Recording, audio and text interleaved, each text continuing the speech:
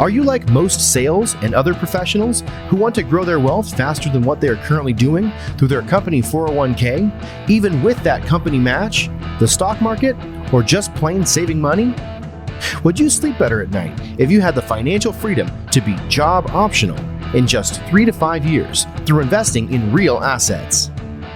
Maybe you don't want to stop working, but wouldn't it be cool if you could retire a decade earlier than most and do the traveling you and your family have planned for years while you're still young and can enjoy it? Let's face it, most busy professionals don't have the time or desire to take on more work outside of their W-2 to grow their wealth. On The Wealth Flow, each week we share the stories, the investments, and take a deep dive into the various asset classes that can deliver that accelerated growth to your portfolio passively. That's right, no extra work for you. Instead, we'll put your money to work. Learn what the 95% aren't talking about and join the top 5% of earners today on The Wealth Flow.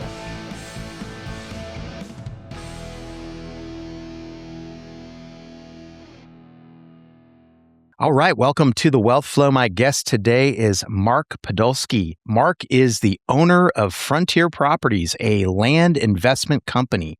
Mark is known as the Land Geek and is widely considered the country's most trusted and foremost authorities on buying and selling raw land, undeveloped land within the United States.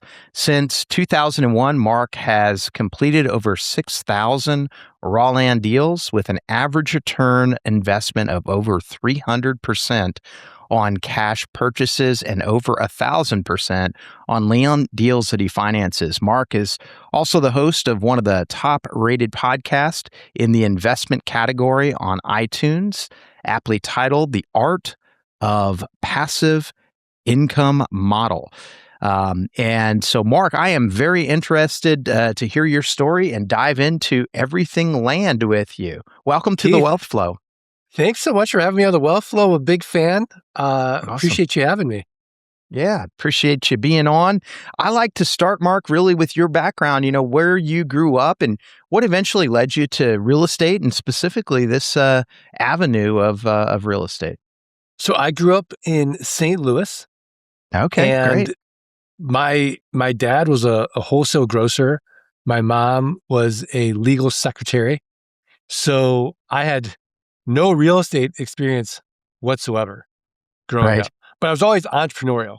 So I was that kid that, I had the lemonade stand and I started Big Guy Cookie Company. I'd go around the block with my neighbor Adam, and we'd sell these big cookies to the neighbors, and they would just buy, for graduation, these big cookies because they just thought we were, cute, right? And then because I'm, kind of geeky, I couldn't get dates in high school. So I figured, well, if I can't, get a date, all these kids need corsages and boutonnieres.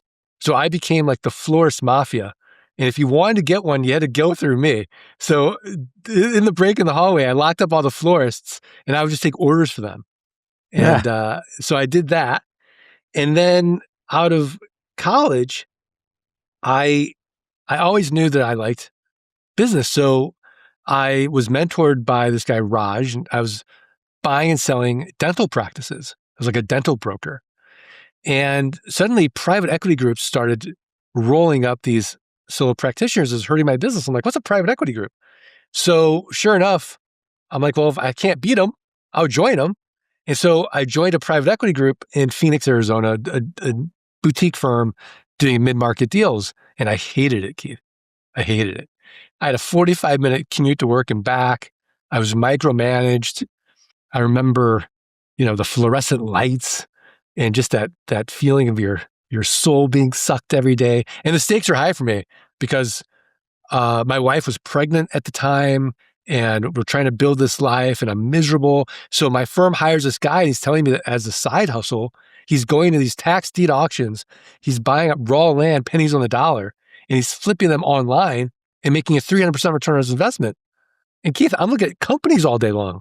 And a great company, has 10% EBITDA margin. No, I'm sorry, 15% EBITDA margins. That's great. Average company's 10%. And I'm looking at companies all day long, less than 10%. So I'm from St. Louis. I'm from the Show Me State. I don't believe them. So I got $3,000 saved up for car repairs. I go to this auction in New Mexico. I do exactly what he tells me to do. I buy 10 half-acre parcels, an average price of $300 each. I flip them online, and they all sell for an average price of $1,200 each. It worked. Wow. 300%. So I took all that money and went to another auction. And this is in Arizona where I live. And again, this is 2000. There's no one in the room. And I'm buying lots and acreage for like nothing. And I sell all that land. I made over $90,000 cash. So I go to my wife and she's pregnant. I said, honey, I'm going to quit my job and become a full-time land investor. And she said, absolutely not. So I said, okay. So it took 18 months for the land investing income to exceed the investment banking income. And then I quit. And I've been doing it full time ever since. Wow. And how long ago was that you actually quit? That was in 2001. 2001. So you've been at it for quite some time now. Okay. Yeah. I'm an inch wide and a mile deep. Yeah. Well, that's kind of the key. So that's pretty awesome. So tell me a little bit about where. So you already had experience doing this as you were as you kind of learned from this friend of yours. Are you doing it still the same now as you were back then, or if they have things changed a little? I mean, the technology's changed. Everything's changed. So it used to be you could go to an auction and there'd be no one in the room. It wasn't competitive at all. And you'd buy the assets 30 cents on the dollar. And then that stopped. And so I was like, wait, well, how do I get deals before they go to auction? So I started doing direct mail campaigns. So that's what I do today. So Keith, if you want, I can walk you step by step through the model and how we do it. That'd be great. Yeah. Okay. So let's use you as a case study. So where do you live? I live in San Antonio, Texas. Okay. So you're, near the Riverwalk, in San Antonio in Texas. But let's assume that you own 5 acres of raw land in Colorado and you owe $200 in back taxes. So you're advertising 2 important things to me. Number one, you have no emotional attachment to the raw land. You're in Texas, the property's in Colorado. And number 2, you're financially distressed in some weird way because we don't pay for things like our property taxes. We don't value them in the same way. And as a result, the county treasurer keeps sending you notices saying, Keith, if you don't pay your property taxes, you're going to lose that property to a tax deed or a tax lien investor. So all I'm going to do is look at the comparable sales on your 5-acre parcel for the last 12 to 18 months. And to start, I'm going to take the lowest comparable sale. But let's just use easy math. Let's say it's $10,000. And then I'm going to divide by 4. And that's going to get me what Warren Buffett would call a 300% margin of safety. Yeah, right? Margin of safety is 0%. So I send you an offer for $2,500. Now you accept it. Why? Because for you, $2,500 is better than nothing. In reality, 3 to 5% of people will accept my quote unquote top dollar deal. But now that you've accepted it, I have to go through due diligence or in-depth research. I have to confirm you still own the property. I have to confirm the back taxes are only $200. I have to make sure there's been no breaks in the chain of title, no liens or encumbrances. I have this big property checklist. I outsource this to my team in Jamaica. And it costs me about $11, and they're connected to an American title company, and they go through the whole process. That's for an inexpensive property, say $5,000 or less. If it's more than $5,000, I'll close traditionally through a title company or an abstractor, depending on the area. So I won't take any title risk. But this is only $2,500. I can take a little title risk. Everything checks out. So now, Keith, I'm going to sell your 5-acre parcel in Colorado, 30 days or less. I'm going to make it cash flow like a rental home. So I have a built-in best buyer. Do you know who it is? Somebody who wants to finance it with you? No. Okay. All right. It's the neighbors. The neighbors. Ah, okay. Got it. So I'm going to send out neighbor letters saying, hey, here's your opportunity. Protect your privacy. Protect your views. Know your neighbor. So oftentimes the neighbors will buy. Now, if they pass, I'll go to my buyers list. If the buyers list passes, I'll go to a little website you may have heard of called Meta or Facebook buy-sell groups, the marketplace. And then I'll go to the lands. Land.com, landsofamerica.com, landmodo.com, landfarm.com, landwatch.com. So these are platforms where people buy and sell raw land. But the secret is in the pricing. So all I'm going to do is make it a car payment. I would say, hey, control this property for $2,500 down, $299 a month for the next 60 months at 9% interest. So I get this one-time sale. I get my capital out on the down. I could go 6 to 10 months out. Now I'm getting $299 a month of passive income. Keith, no renters, no rehabs, no renovations, no rodents. And because I'm not dealing with the tenant, I'm exempt from Dodd-Frank, rest on the SAFE Act, all this owner's real estate legislation. So it's a simple game. Can we create enough land notes where our passive income exceeds our fixed expenses? And then we're working because we want to, not because we have to. No, love it. Love it. That's amazing. And so what areas, maybe, and you sort of have answered, maybe it's more so on the criteria versus the areas, but is there a specific area that you tend to focus, or can this be done anywhere? Great question. So let's be honest. Nobody wakes up and thinks to themselves, boy, I'd like some raw land today in Iowa, unless you live in Iowa, right? So we want to focus on fast-growing states, the sunshine states. So I want to focus in the Southwest, Arizona, Nevada, New Mexico, Colorado, Texas. Love Texas, right? Yeah. Then we got California, and then we have a little bit in the Northwest, Washington, Oregon.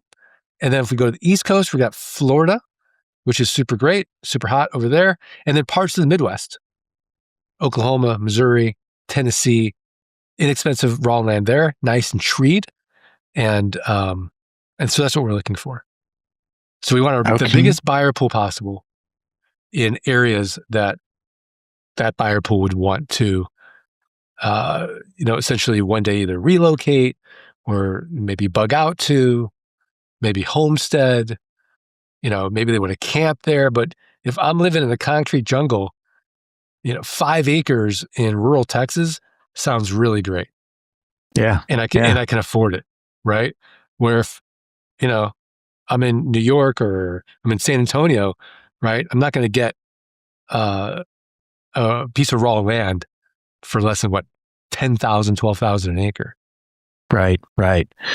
Yeah. And so when you're targeting these specific sunshine states, you're next looking at some type of, you're looking for out of state potentially, or at least out of the city owners, non-owner. Well, it's all land, so it's all going to be non-owner occupied.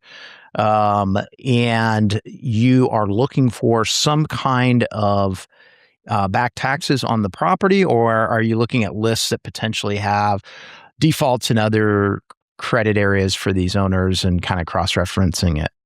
Yeah. So my lowest hanging fruit is going to be people that owe back taxes and live out of state. But once I determine this is a good market, I'll pay everybody. I don't care how long they've owned the property. I don't care if they are current on their taxes, if they owe back taxes. What's interesting now, and I just had this gentleman on my podcast, is there's AI. And you can run your list through AI, and it will actually go through the mailing list. And based on all this machine learning, it'll tell you who's more likely to sell than not sell.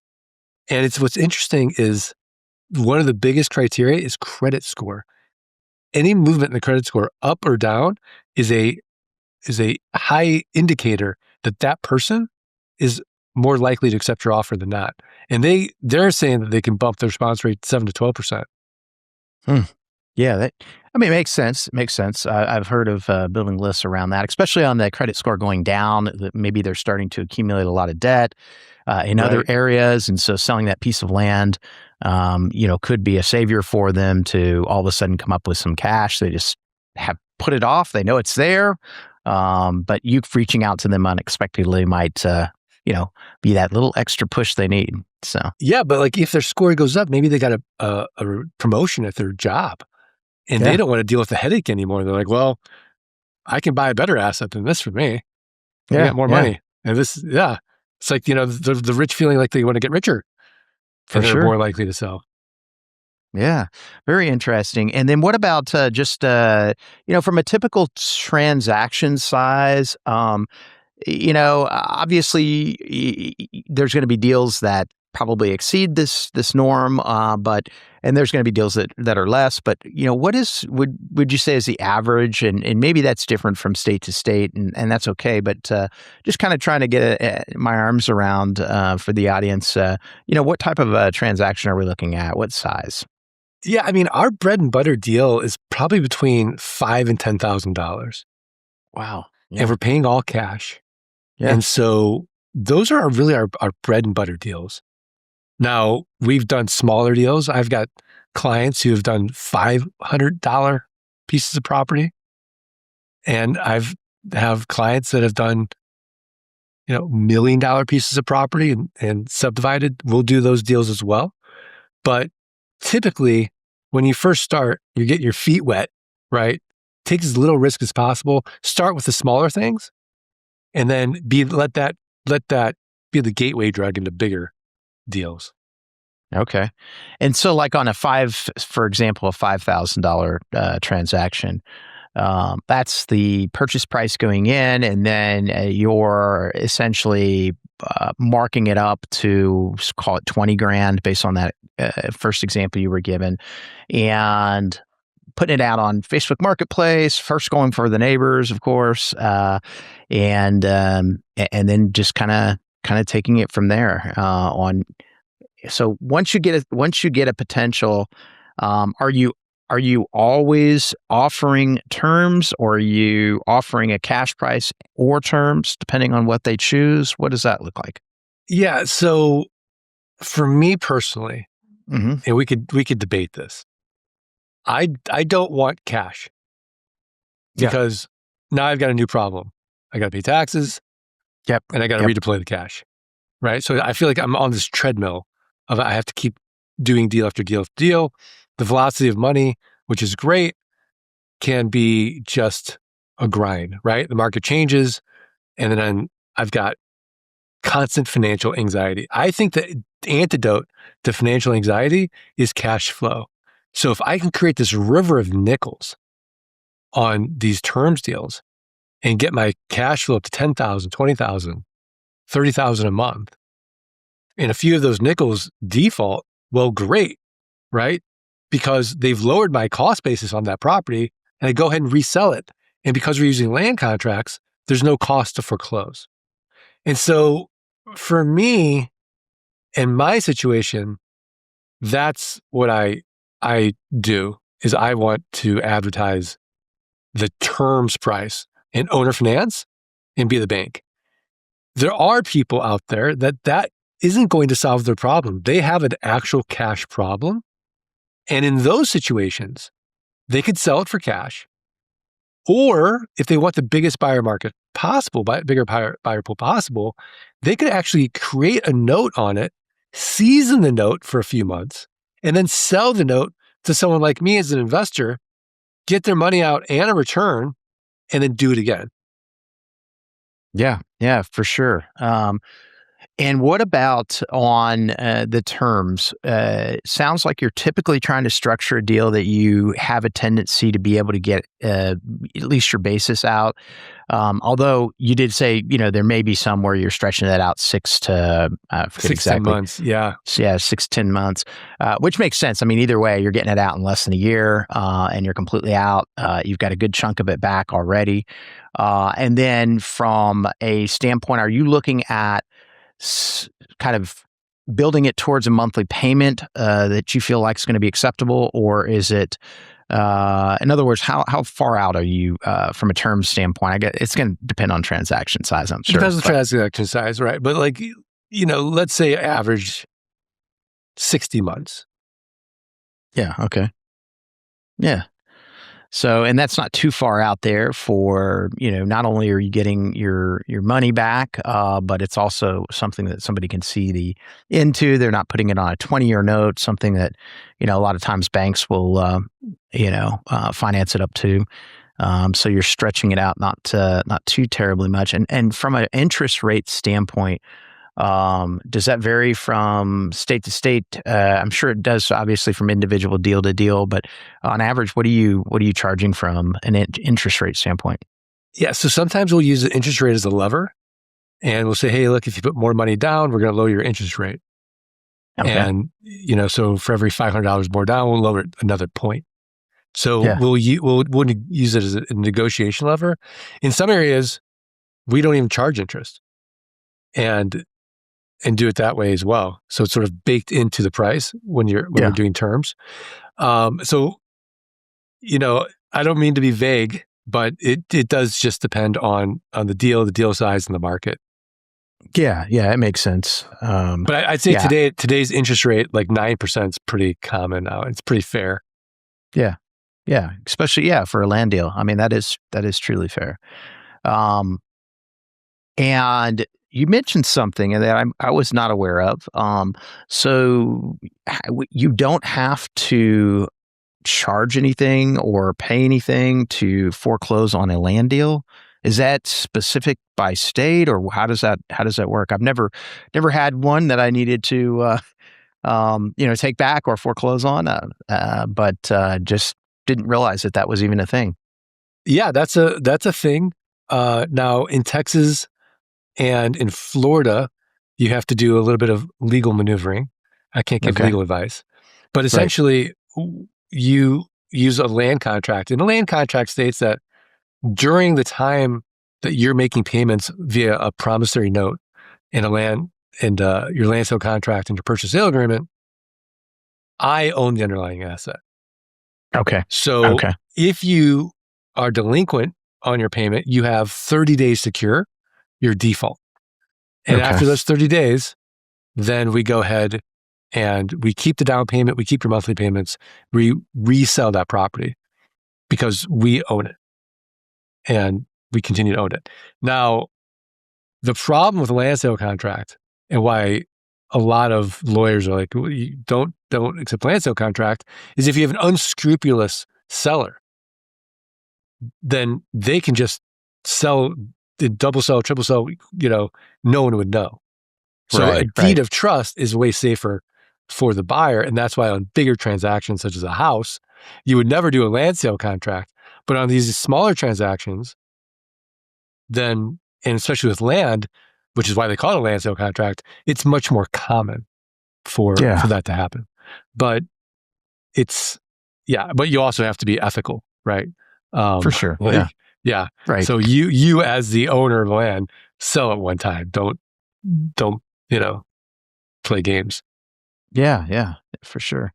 And as far as the typical type of land that you're going after, is this primarily a residential or agricultural, or just really depends? It could be a little bit of anything. So a little bit of anything. I mean, if I'm buying it 25, 30, 35 cents on the dollar, I'm interested in it. But if I have my druthers, I want rural residential property. Yeah. And going from that basis. Okay. And if it is going back to kind of the structure of it, just thinking in Texas here, while we don't have a state income tax, we do have property tax, right?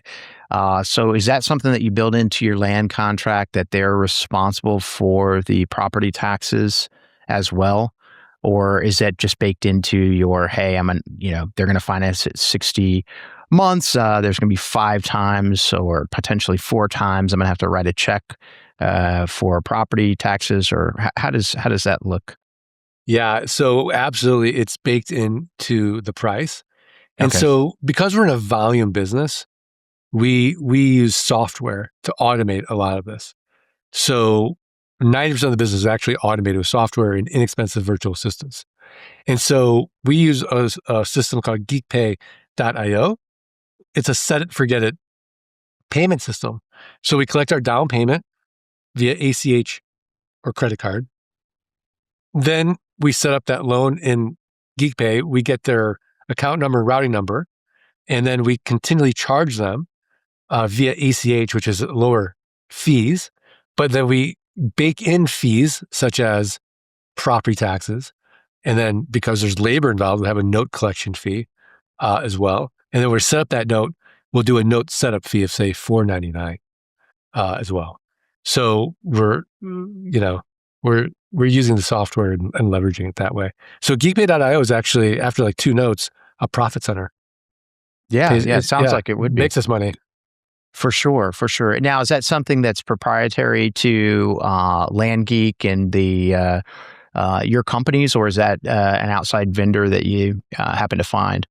Yeah, so I developed it because I had a problem, but anyone can use it. It's not. Yeah. It's open. It's on the open market. Yeah, so then you're going to have the ability through that software, which is great. I mean, a lot of people use outside companies if they're doing some type of owner financing, just because trying to keep up with how much is going to principal, it gets confusing, and that's on one deal, right? Then you start layering in that you've done 6,000 plus or whatever it was raw land deals.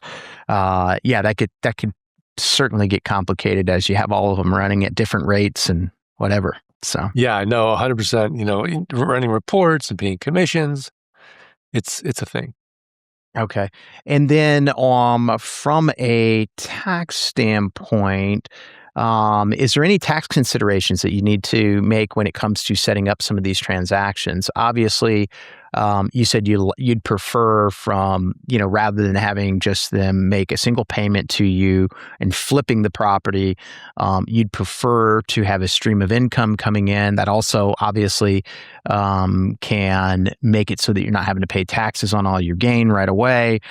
There's probably ways that you can even structure just, how you want the monthly payment to be made. I've had some folks that I've done some stuff with where we structured from a tax standpoint that they were doing interest only, or I was paying interest only to them. They were actually the ones holding the note, which, allowed that they didn't have to pay on some of those gains until, basically my payoff at the end.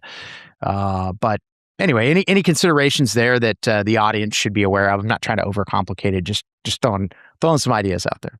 Yeah, there's dealer status, there's investor status, and because we're in the business of buying and selling raw land, we're a dealer in raw land. So when you're a dealer, then there's an exemption for raw land, because typically on an installment sale, for example, then like let's say that you and I buy a car for $30,000 from the car dealer.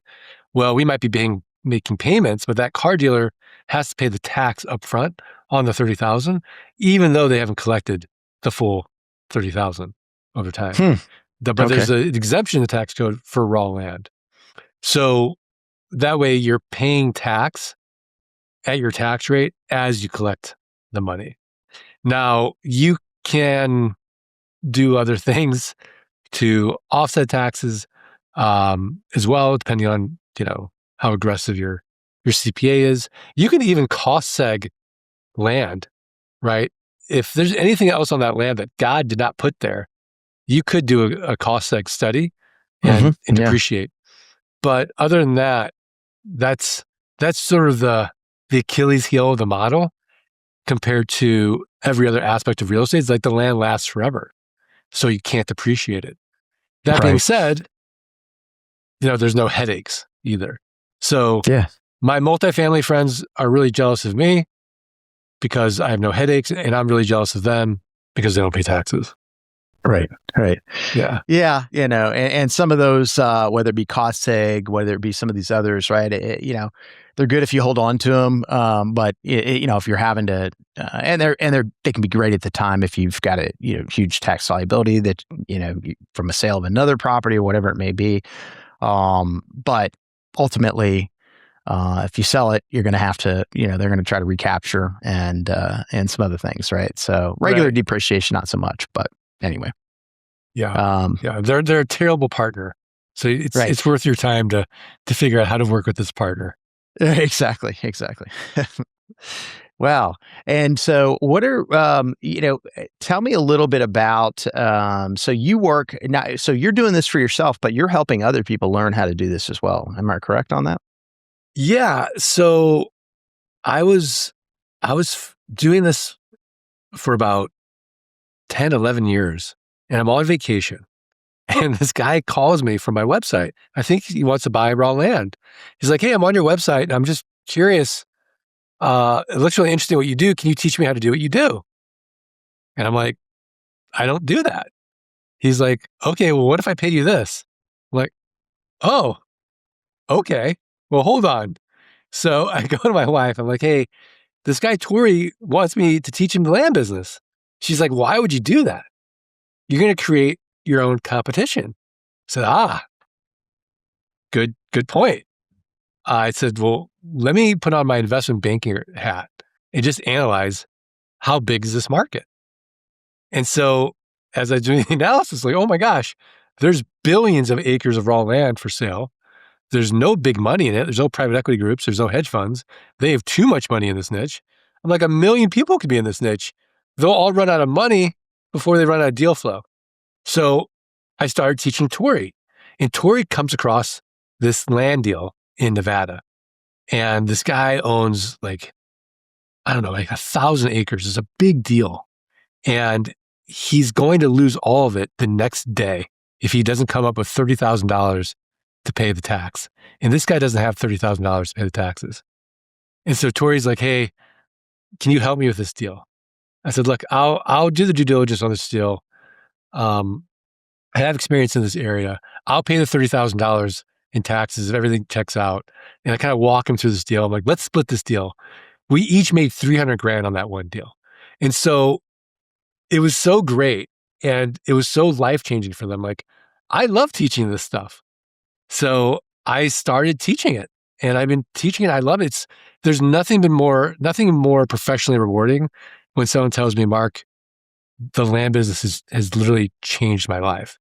Because up until that point, the land business was great for 5 people, me and my family, right?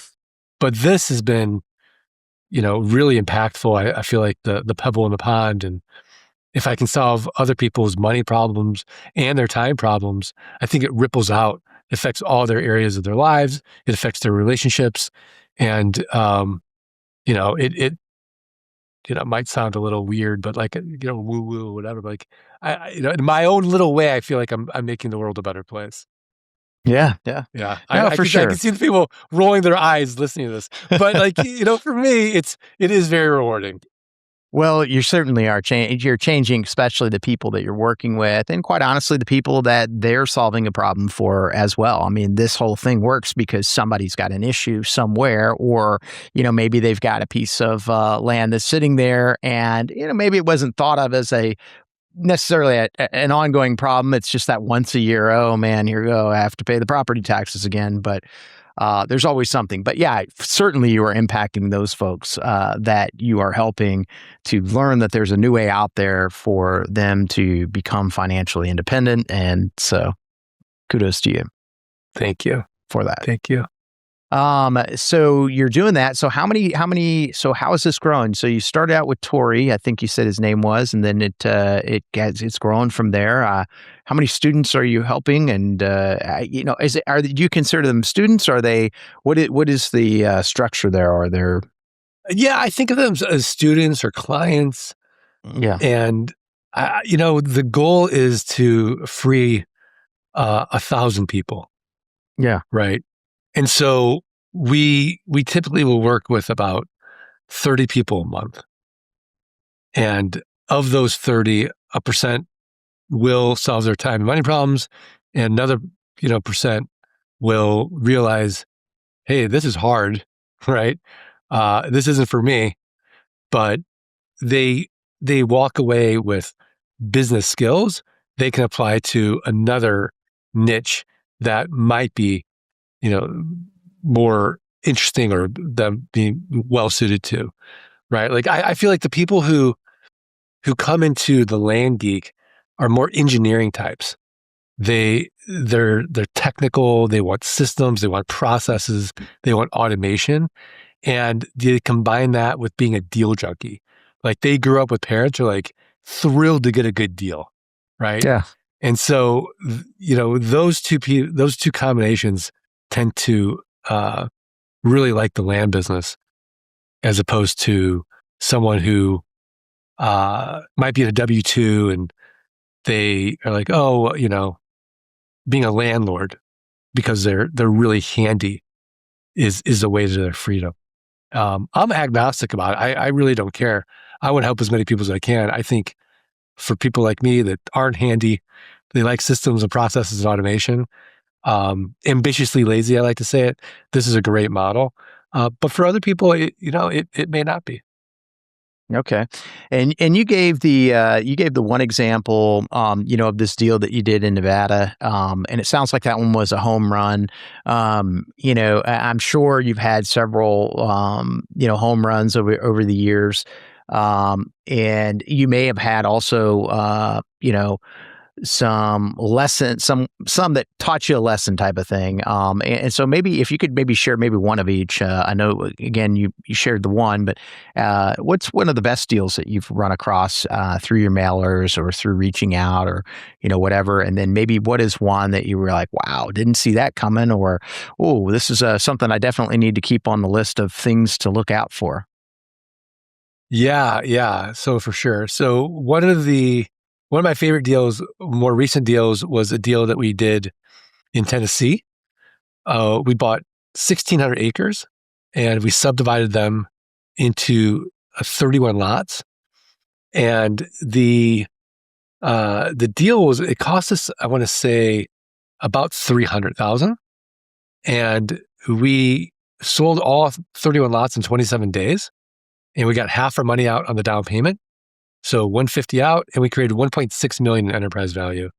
We liked that deal so much, we 10x'd it. We bought, wait, did I say 600 acres? 160 acres.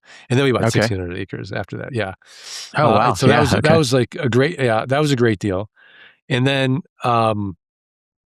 one of my least favorite deals is Treasure Lake. So a lot of learning lessons with this deal. It's 2005, and I find this beautiful subdivision in Western Pennsylvania called Treasure Lake. It's gated. They have 2 PGA-rated golf courses. They have 3 lakes. They have $1 million homes in there. They have it's a beautiful gated community, but it's overdeveloped by about 1,000 lots. And so those overdeveloped lots, the Property Owners Association is tacking on fees, and the county is asking for property taxes. Well, no one's paying it, right? They're just letting it go. So I go in there, I fly in with my suit, and I make this irresistible offer to them. I'm like, look, you've got dead money.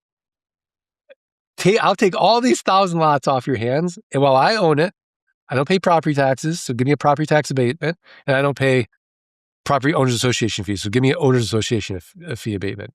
I'll start selling them and I will resurrect this money. I'll collect your taxes and I'll collect your association fees and life will be great, right?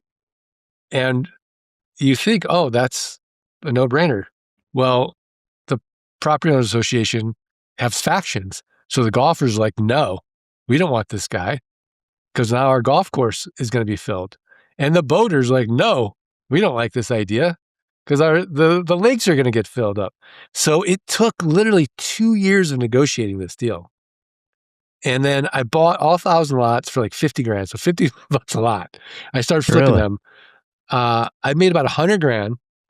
And then 2008 rolls around and I can't sell these lots. And it was the first time in business I really couldn't keep my promise. And then when I started doing the math and factoring my time of going back and forth, negotiating, working on that deal, I really broke even. Yeah. And so I learned very quickly. Just because I like the deal doesn't mean the market's going to like the deal. Yeah, makes sense. I mean, it was a creative way of doing it for sure. Now, on the tax abatement and on the, property or the HOA abatement on paying that, how long was that a timed deal that was like, hey, I should be able to get rid of these in X time? And so you're all of a sudden hit with the 08 or 07, time frame where you're looking at the, clock I ticking. think I had like 18 5 years months. or something. 18 months. Okay. Wow. I Yeah. had 18 months. So, and I knew I could sell them fast, and I was, but then there was just no market. Yeah. Yeah. Yeah. Totally get it. Yeah.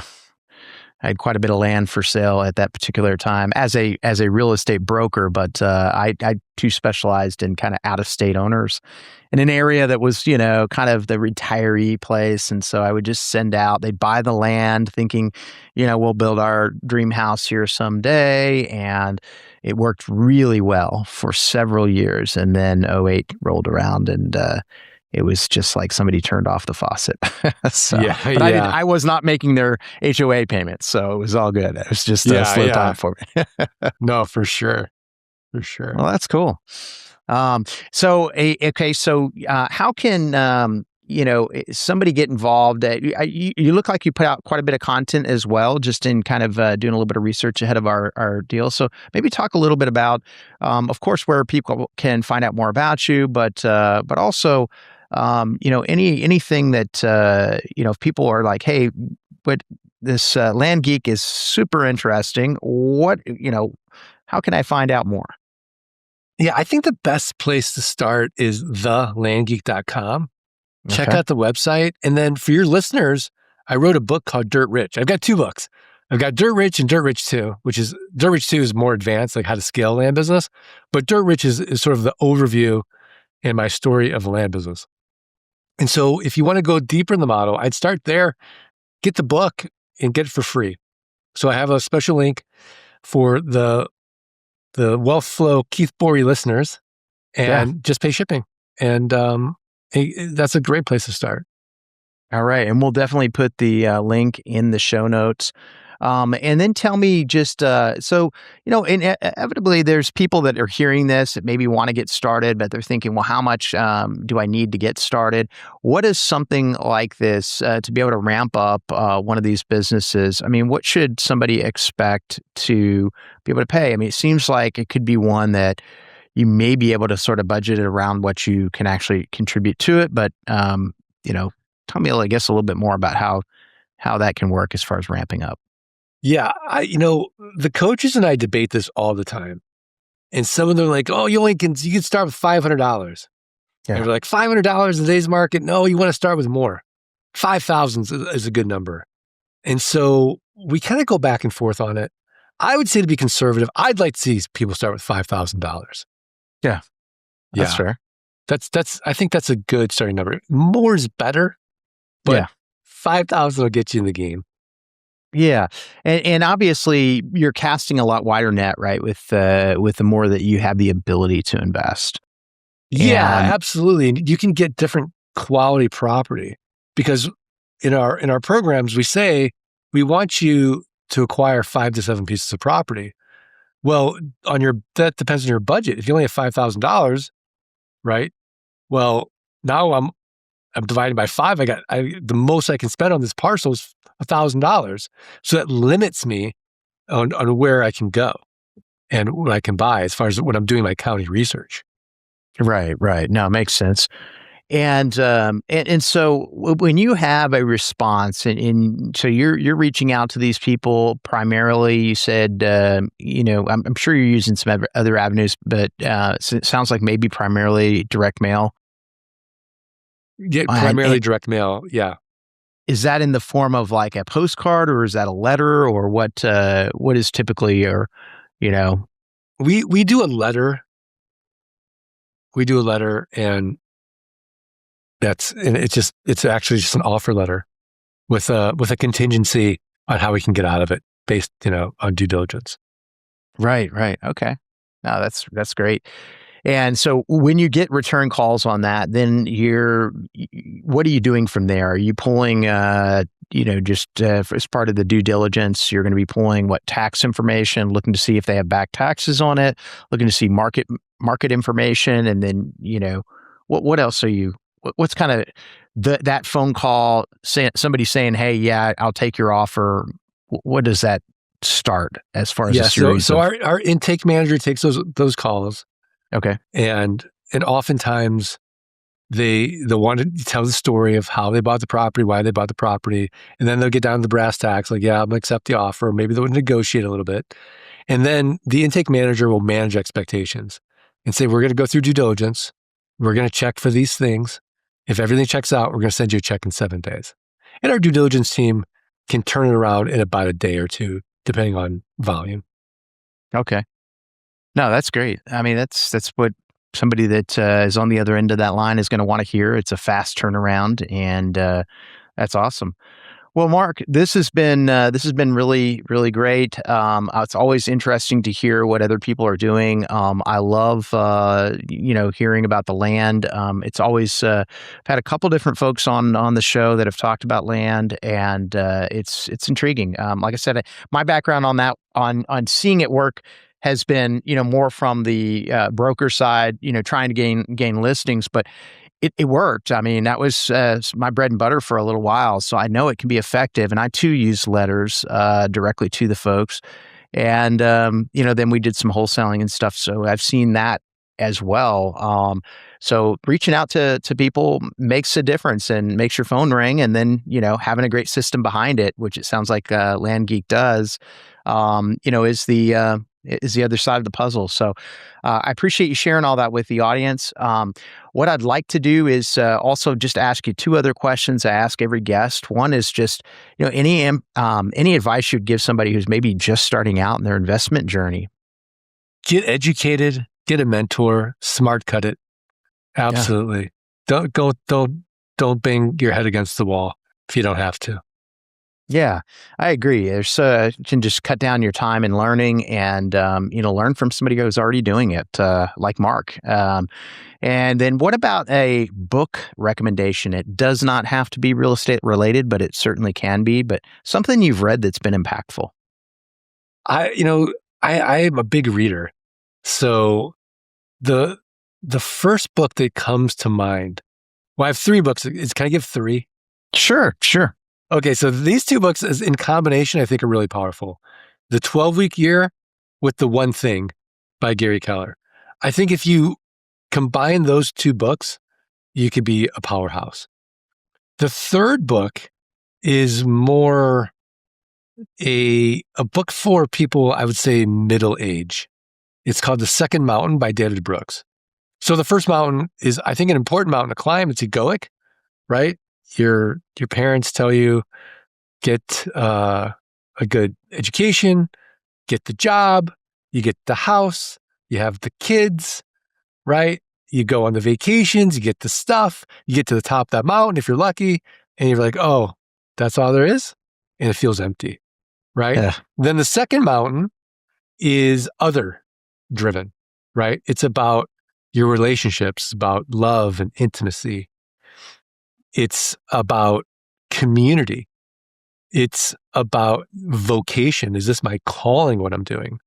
And it's about your faith and spirituality. And it's inevitably a harder mountain to climb, but a way more fulfilling mountain. And I think a lot of middle-aged people who get to that first mountain, they look around and they're like, I worked all this so hard for all of this, and this is it. They jump to that second mountain, and I think it's just a very fulfilling way to live the rest of your years. Yeah. No, that's great. I have not. I'm gonna have to. I'm more of an Audible guy, so I'll download that one. But 12-Week Year and The One Thing by Gary Keller, both of those I highly recommend as well. I've heard those, so always good to get a new one on my book list as well. So Mark, thank you so much. Appreciate your time today. Appreciate you being on The Wealth Flow, and I think we'll call it a show. Thanks, Keith. Thank you. Being that you're still here, I trust you found value in this episode.